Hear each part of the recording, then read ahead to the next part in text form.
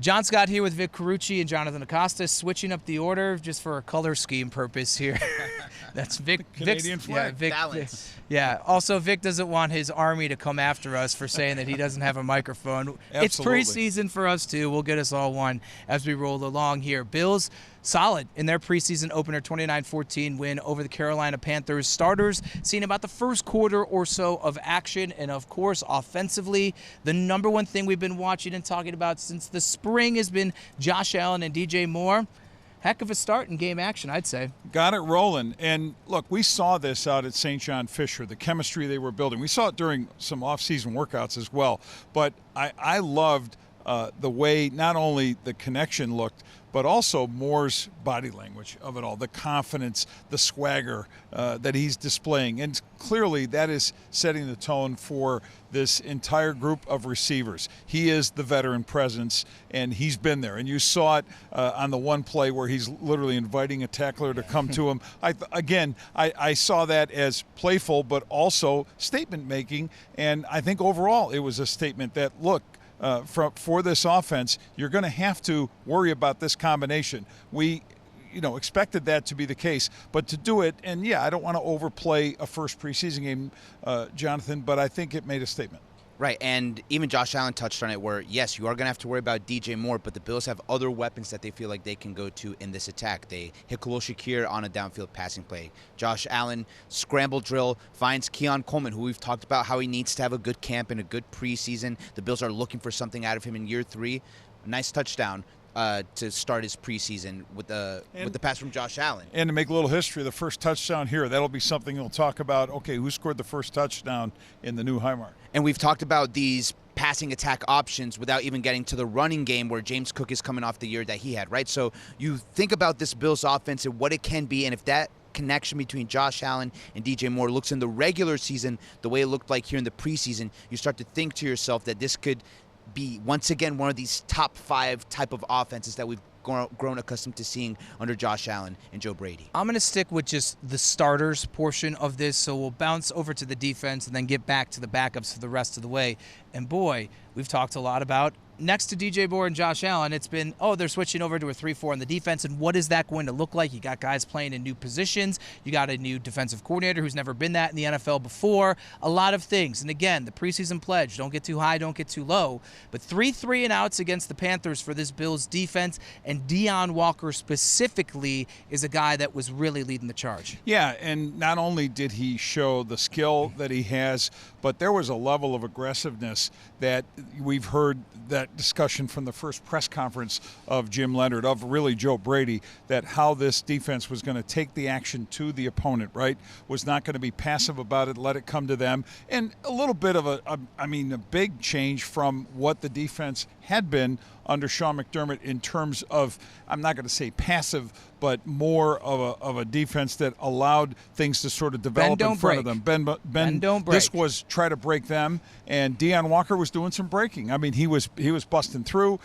He was on point, literally on all the plays he made, and he wanted to stay in there longer. That was the other thing Joe Brady made the statement about that, which I think is a really good sign. And Deon Walker also gave credit to Ed Oliver on one of the plays. I think it was his sack where he credits Oliver for sort of taking 3 guys, and he said, I just kind of looped around and was there to make the play. So it kind of goes to show you the impact that Ed Oliver can have in this defense the way maybe as envisioned, right? Because that's one of the things Jim Leonhard talked about in camp, I believe it was as well, about sort of giving that freedom to Ed Oliver to sort of wreak havoc and for him to create the sort of danger that this team knows that he can create. And if we expand this a little bit too, a play from Terrell Bernard sticking out where I think it was a 3rd down from Bryce Young, and Terrell Bernard jumps up and bats the ball down.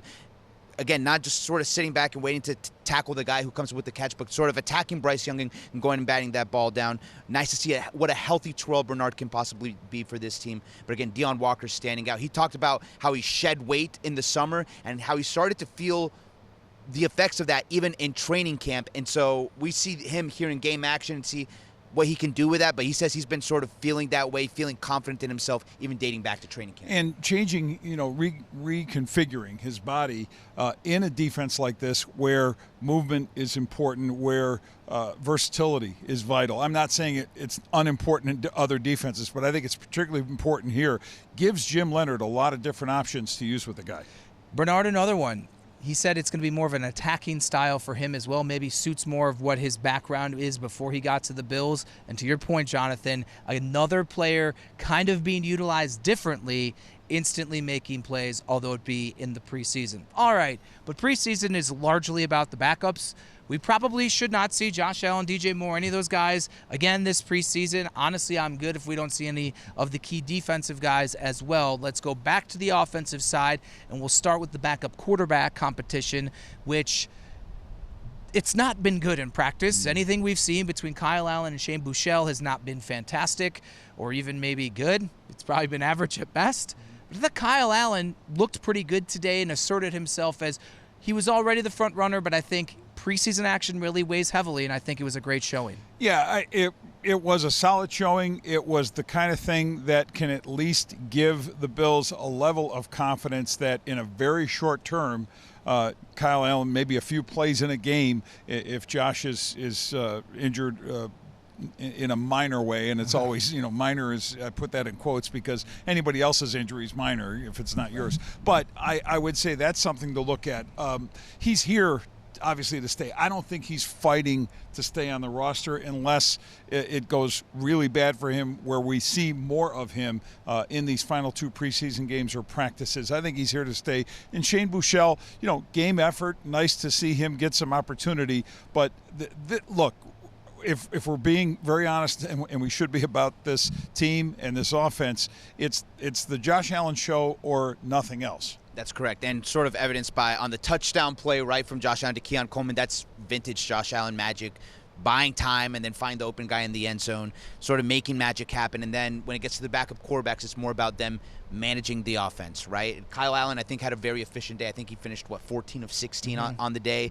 I thought he maybe looked more impressive in his managing of the offense than Shane Buechele. But to Vic's point, if there's a quarterback that has to come in that's not named Josh Allen, regardless of their name, they're coming in sort of just trying to keep this offense afloat, and the defense would have to sort of pick up the slack. It's when Josh Allen is in the game where we can see the full extent of this offense. But back to the actual discussion of the backup quarterbacks, I do think Kyle Allen came into this game with the leg up, and I think he still has a leg up coming out of this game. And it does help. Guys like Josh Palmer, Keon Coleman stayed onto the field when Kyle Allen was there. Certainly not the same level of talent when Buechele was out there for the entire second half.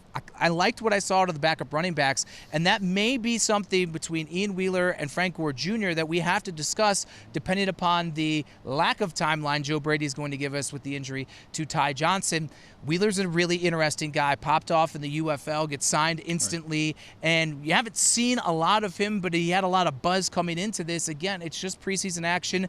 I don't anticipate seeing much more James Cook, so you might see more of these guys. And again, Joe Brady's not giving timelines for injuries, so we don't know the extent of Ty Johnson. We know his skill set, what he brings. It'll be curious to see how much more run and involvement that those guys get to potentially round out that room. I liked what I saw from those backup running backs, and I especially like the whole backup picture there because the O-line was backup when blocking for these guys, and you don't get the opportunity. Let's face it, guys, when you're watching training camp practices or any of the practices that whatever they call them now in the preseason post St. John Fisher of the physicality, you don't really get to see that because you don't want to do that.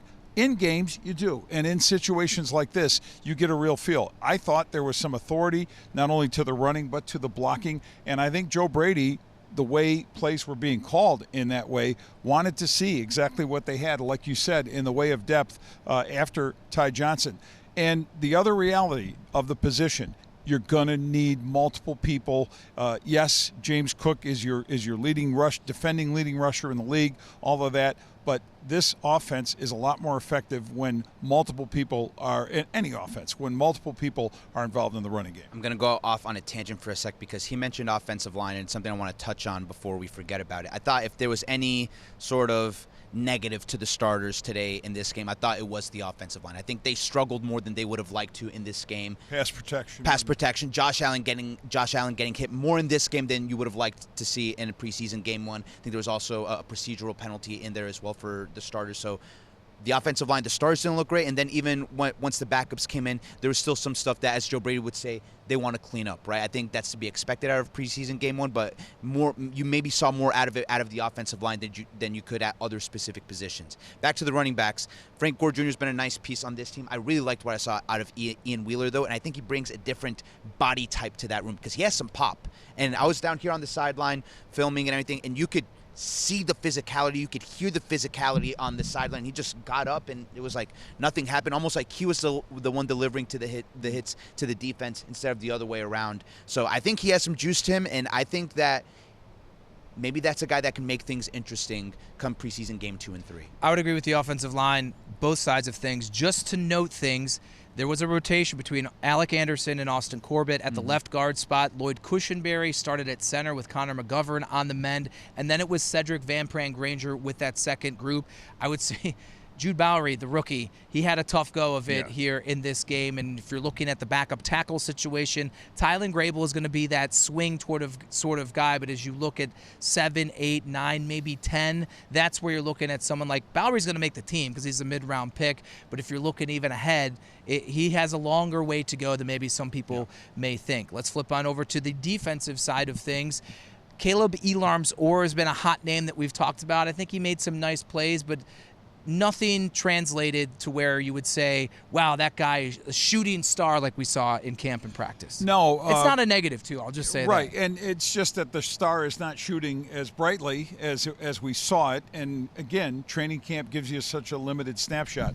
Dorian Williams, I mean, I think you still are seeing the guy that they want to count on there, providing he stays healthy. And back to Elarms-Orr, I think he's in that mix for backup, for rotation. I think you're going to need, especially in that high contact, high velocity area where injuries are going to occur, where attrition is going to happen.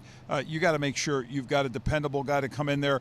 I think he's got that ability. I don't know, like you said, I don't know that I'm as impressed as I was in practices in his first real game action here, but we'll see. I thought he did his job. There wasn't the splash play where he's blitzing and he gets a sack or a tackle for loss or anything like that, but I thought he covered space well. I remember one pass play where the ball is going towards the sideline and Elarms-Orr kind of from the middle of the field gets there, makes the tackle, doesn't allow the first down.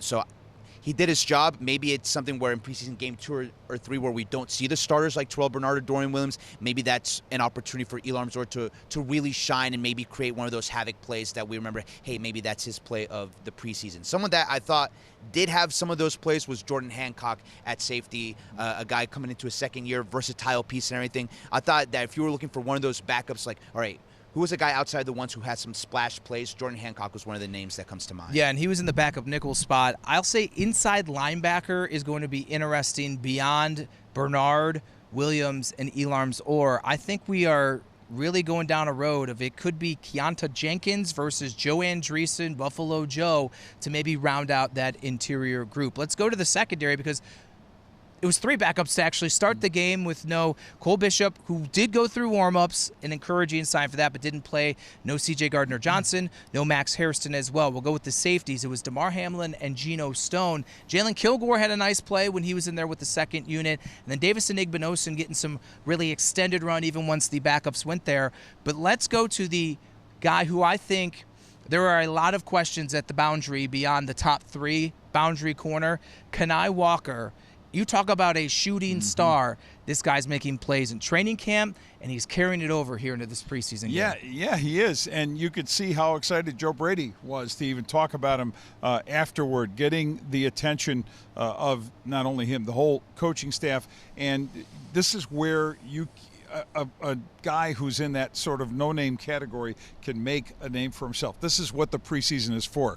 Look, the roster is largely set. I mean, there are a few questions as to how it's going to be configured by Brandon Beane, the personnel staff, Joe Brady. But pieces like that can find their way onto some playing time. If not, the guy who maybe isn't active on game day but makes the roster, has a future for himself, and plays that he made out here in this game, I think allows for him to get that kind of look. Sometimes it's a combination of a guy being in a position where there is opportunity to be taken advantage of, and then combining that with actually coming out on the field and doing that. And this team, we've seen on defense, sometimes a guy can be a UDFA and still comes out and makes an impact. Think of Joe Andreessen a couple of seasons ago. That preseason game in Pittsburgh really shines. He led the team in tackles that game, and then that leads to him getting a spot on the 53.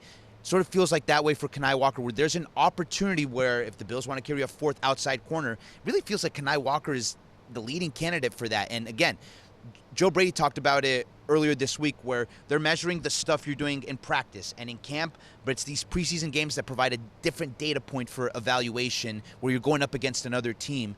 So how about Kenai Walker? He talked about it also in the locker room, where he saw his opportunity to kind of go for it, to sort of jump that pass play, because he said if you play it safe, it's like you're playing scared, and he's in a position where he has to go out and earn an opportunity. So he goes out and makes that play, and now that's something that as the preseason continues, that's going to be not just in his mind giving him confidence, but also in the coaching staff's mind, maybe giving them confidence to give him increased reps. We've seen this team, different coaching staff, but still the same general manager, give UDFAs an extra run. Cam Lewis, Joe Andreessen, Jamarcus Ingram, Levi Wallace was an undrafted guy going all the way back there.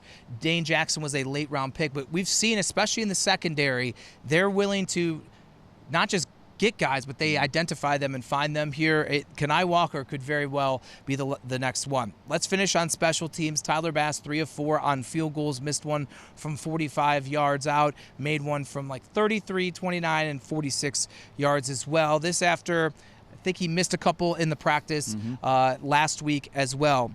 I put it out there on social media during the game. I think it is very warranted that we are under a microscope with every single kick that he makes. I know there is no other kicker on the roster currently, and that certainly projects great faith that this organization has that he could be Tyler Bass. But even before missing all of last season, he was shaky. Yes. He was shaky before that, and there was questions going into last year, and then he misses a whole year with an injury. Now he's building back up physically and mentally. I'm not going to call it a wash here, but I'm still skeptical from what I've seen in a limited amount of work. But I'm skeptical, and I wonder if the Bills have this list of guys like not Matt Prater specifically, but a Matt Prater-esque list of veterans that they're like, you have the rest of this month, but we can't wait around for you. I would not be shocked at all if that's the case. In fact, I'll go out on a limb and say that is where they are thinking. They have to be for the good of this football team. You cannot let that linger as a question, and it is that. And if you had to rank a short list of takeaways by fans of what concerned them, I know Jonathan made mention of the O-line play early on. I think those are things that can be cleaned up. Kicker is a reliability issue. You either are making those or you're not. And when you miss one in a circumstance like this, at a distance like that, in a league where 60-yard field goals are a regular thing, to the point where maybe a consideration of changing rules and adopting what's played in other leagues to make it a 4-point kick from 60 or beyond, 45 should seem routine and be routine. There's nothing extraordinary, I don't think, about the weather issue here at all in this game, and there are going to be those issues, guys. This just in. They have to be sure of what they have in Tyler Bass, and I can't imagine them sitting down when they have their next meeting, whenever it is, on personnel to say, yeah, we're good at kicker, just check mark Tyler Bass and move on. No, I think there's some doubt there. It just really feels like we're walking a thin line with Tyler Bass right now, because he misses that kick, and there's still, a whole second half left of this game to play. And you're in a position where, all right, he better make every kick he has left in this game, because if he misses 2 kicks in this game, then you're really sounding the alarms on Tyler Bass. And even coming off the injury, the discussion would be different if he was a good kicker the last time that we saw him play a full season. If Brandon Aubrey goes out and misses a couple kicks in preseason, which ironically I think he might have in week 1, but the Cowboys, for example, are not freaking out about their situation at kicker. They're confident in their guy, right? I don't think anyone on this Bills team in Buffalo and Western New York has that same type of confidence in Tyler Bass because of how shaky he was really at the end of 2023. Also, he missed that kick in the Chiefs playoff loss. Then the following season, 82% field goal kicker, bottom 10th of the league, right? So he's a guy who has to work his confidence back up. And at kicker specifically, it's a position where confidence can be very shaky. All it takes is one missed field goal, one bad moment to sort of throw a guy off. And like you mentioned, the Bills are in a position where they can't really wait around for him to toy around with that confidence. They need it to be here, and they needed to stay here going into the regular season for them to have confidence in Tyler Bass. And I would think maybe not bringing in someone to be competition, quote unquote, is also strategic for them. Let's keep him with a clear mind. And look, we went and grabbed Matt Prater in his 40s right off the street, and he was a stabilizing force. We don't have to have someone in here for a month plus or dating back to the spring to protect ourselves. They can find the next option should they feel they need it. Kicker is a break glass in case of emergency position. It just is. And the older the kicker, that is not a negative. The experience is a good thing. And we, like you said, Matt Prater showed that. Just keep that in mind. It's not always the young, athletically powerful leg that gets it done. The veterans that are out there, and there are veteran kickers available who can get that phone call. And again, I just won't be, if that happens, of the three, are we going to be shocked? No, it could happen. And it's just the thought exercise, right? Would you rather have the guy that you know is consistent from 45, but he can't hit from 55, and then you can plan around that? Would you rather have the guy who can hit from 60, but he can also miss from 40, right? I think most NFL coaches are going to take the consistency because they know what they have and they can build around it, rather than having the guy that he could make this kick, but they don't know when he's going to miss an important one also. And to be honest, we don't know if Tyler Bass can kick from that far and make those after a pelvic injury that cost him all of last season, because we have yet to see that as well. Bills on the road for the lone time this preseason. It begins with a joint practice this upcoming Thursday. Jonathan will be there against the Browns, and then the preseason game in Cleveland Saturday afternoon. We'll see what else we have to talk about in the coming days before that. All right, with Jonathan Acosta, Vic Carucci, I'm John Scott for Channel 2 Sports.